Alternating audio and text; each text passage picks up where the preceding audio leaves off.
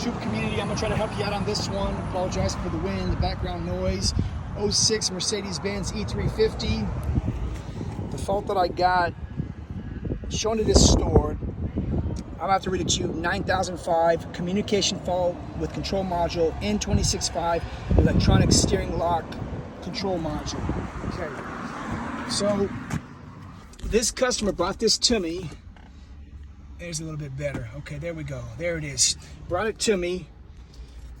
Bought a piece of junk key from I don't know where. Tells me, hey, it's a bad ignition switch.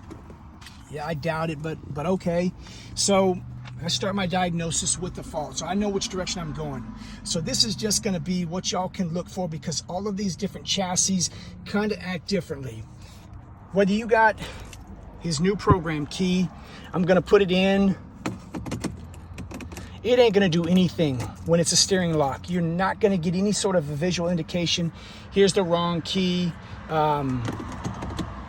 It's not gonna do anything. So he's assuming it's gotta be a bad ignition switch. No. So pay attention to the light. Let me flip this around. That's a good ignition switch. Okay, it illuminates, but notice you don't see squat here. If I open the door initially, it's gonna illuminate. Okay, now I'm in the ignition switch. It's good. Why am I communicating with it? It's not an ignition switch.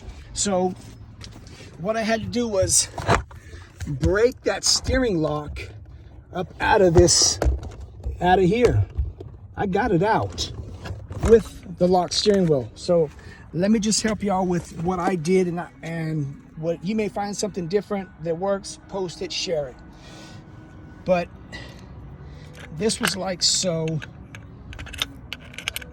as it sits in there, up in there. So these two lower drift pins you got access to. So what I did is I punched those through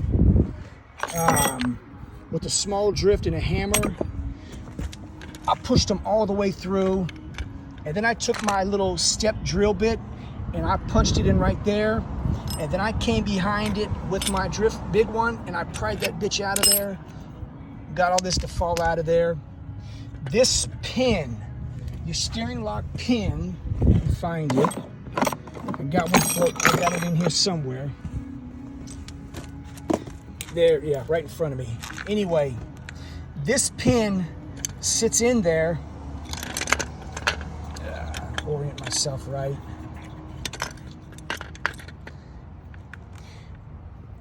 It's gonna sit in there like so, and you're gonna essentially as if tightening it and rolling it up, and it's gonna fall out once you've broken this mechanism out. So this literally didn't take that long. I did my diagnosis. I said, okay, let's break it to get it out of there.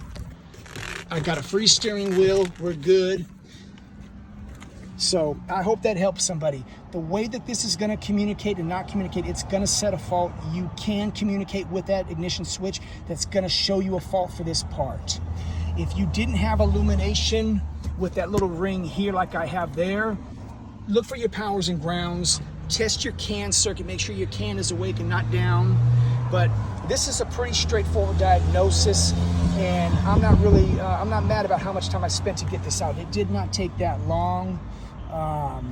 And it's a part. There's my part number. I give it to the dealer, and this is an anti-theft part, so all the fun paperwork and overpriced insurance to be able to buy this. But anyway, again, I hope this helps somebody who has to get one of these out. How am I going to get this thing out? It's not that bad. So thumbs up, like, subscribe, whatever. Let's keep this community going.